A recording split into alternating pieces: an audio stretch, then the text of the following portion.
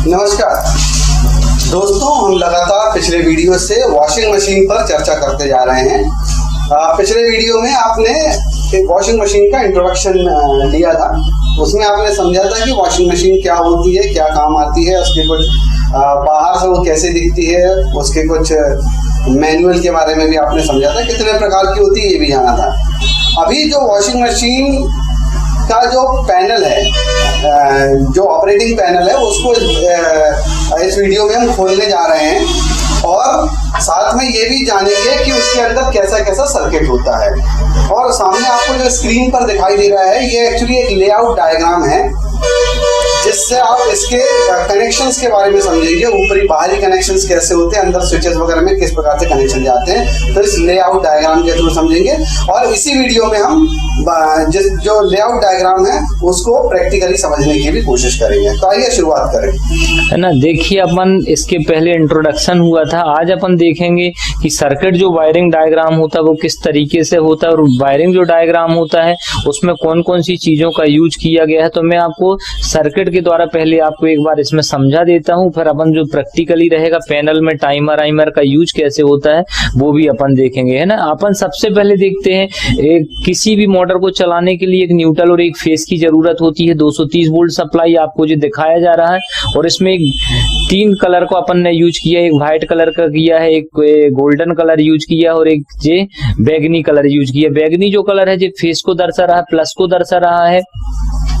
जो white colour की जो लाइन है जो माइनस को दर्शाती हुई है और जो एक अपन ने गोल्डन जो कलर की लाइन है जो अर्थिंग के लिए जो सिंबल भी बना हुआ, माइनस मतलब न्यूट्रल है, प्लस मतलब फेस है। यहाँ पर देखो प्लस फ्यूज एक लगा हुआ है, हमेशा फेस फ्यूज के साथ रहता है, सीरीज में लगा हुआ है।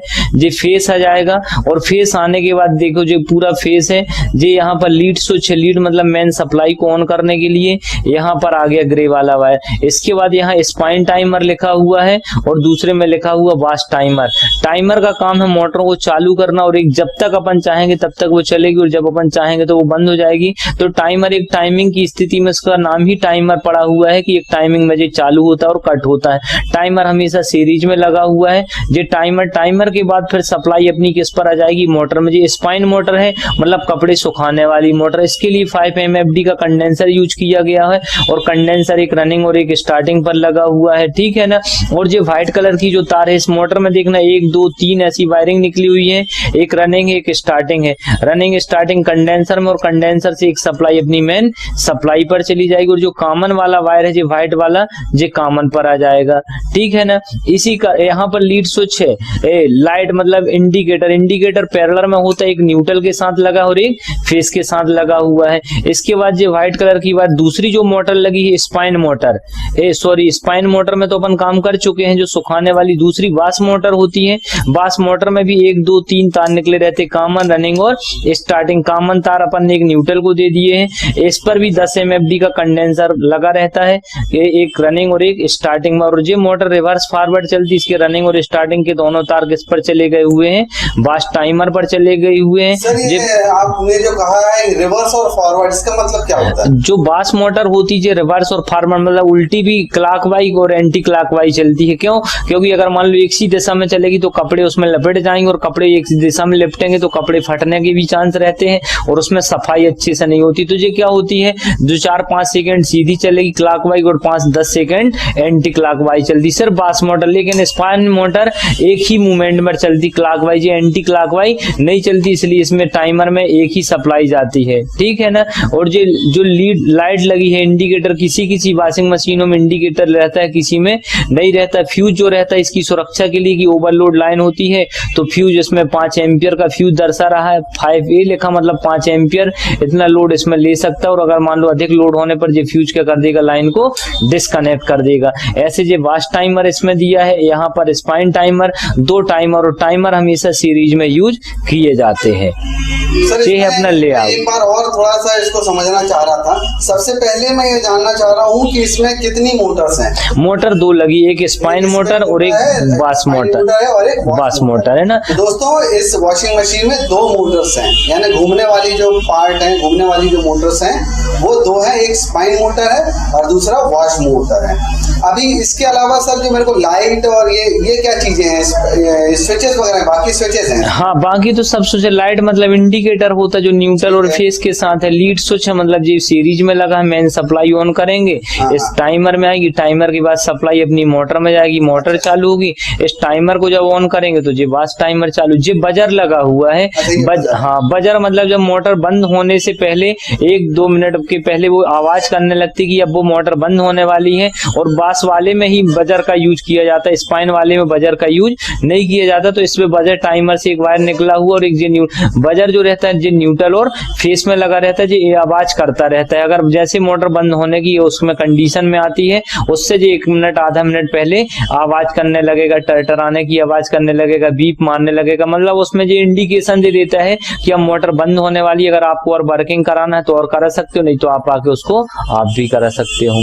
ठीक है दोस्तों, इसमें दो जो मोटर्स दिख रही हैं, स्पिन मोटर और वॉश मोटर। इसमें जो स्पिन मोटर है इसमें केवल 2 ही सिरे निकले हुए हैं। इसमें सप्लाई के लिए केवल दो ही वायर लगेंगे, फेस और न्यूट्रल। जबकि जो वॉश मोटर है उसके 3 सिरे निकले हुए हैं। नहीं 3 तो इस पर भी निकले, स्पाइन मोटर में भी 3 रनिंग स्टार्टिंग कॉमन, लेकिन इसमें कंडेंसर से सिर्फ एक ही ऑरेंज कलर की वायर गई, क्योंकि ये एक दिशा में चल रही है। स्पिन मोटर में केवल 2 ही सप्लाई के वायर जाएंगे। हाँ, सप्लाई तो सप्लाई न्यूट्रल फेस। सिर्फ बास मोटर में रिवर्स फॉरवर्ड के लिए ये रनिंग और स्टार्टिंग दोनों कंडेंसर के बाद टाइमर में चले जाते हैं, जबकि स्पाइन मोटर में खाली रनिंग का तार बच जाता है, क्योंकि ये एक मूवमेंट करता है, इसलिए ऐसा रहता है। तो दोस्तों इस वीडियो में हम समझने की कोशिश कर रहे हैं कि लेआउट डायग्राम के थ्रू कि किस प्रकार से वॉशिंग मशीन में जो इलेक्ट्रिकल सर्किट होता है वो कैसे काम करता है। जैसा कि सर ने बताया 2 प्रकार की मोटर हैं, एक स्पिन मोटर, दूसरी वॉश मोटर। स्पिन मोटर में केवल 2 ही सप्लाई के सिरे जाएंगे, एक फेस और न्यूट्रल, क्योंकि ये केवल एक ही डायरेक्शन में घूमती है। और इसमें जो फेस है वो ये LID स्विच और स्पिन टाइमर के थ्रू जा रहा है। जबकि जो वॉश मोटर है उसमें 3 सिरों से सप्लाई जाएगी, क्योंकि ये 2 अलग अलग डायरेक्शन में घूमती है, इसलिए इसमें सप्लाई के 3 सिरे निकलेंगे, एक में न्यूट्रल और बाकी 2 में फेस जाएगा समय के हिसाब से। और वॉश टाइमर के थ्रू इसमें सप्लाई मिलती रहेगी। साथ में सेफ्टी के लिए एक फ्यूज लगा हुआ है और एक इंडिकेटर लगा हुआ है, जो कि बताते हैं कि प्रॉपरली सप्लाई इसमें जा रही है कि नहीं।